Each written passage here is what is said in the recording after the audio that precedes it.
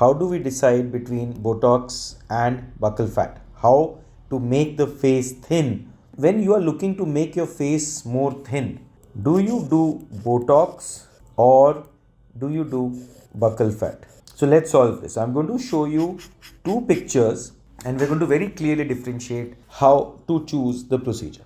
Now let us look at this picture, the first picture. This is a very famous model. She, I'm sure, must have exercised and created the beautiful face shape she has. You can achieve this with buccal fat surgery. So if we look at the face, the first thing that we are seeing is the width of the face. Maximum width of the face is here as well as at the back. So this is two things that we have to note. And when we do a buccal fat, this is the cheekbone, this is the angle of the mouth, this is the jawline, and this is the masseter muscle. So this is a box and buccal fat lies in the center. If this part of the face is wide, then you are a perfect candidate for buccal fat.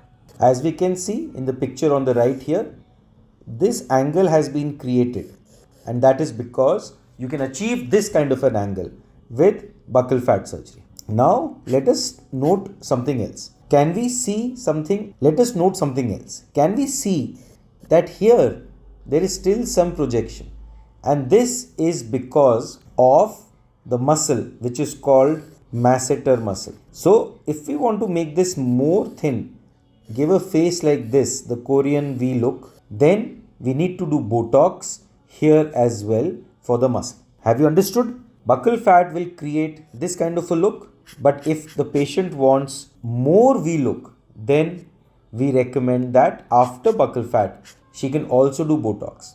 So it is entirely the patient's wish. Now I'm going to show you a second picture. Let us look at this picture. We can see that in this picture, the maximum width of the face, width means this part of the face, is not in the center. It's not in the buccal fat region, but it is here towards the back. And this is the region of the masseter muscle.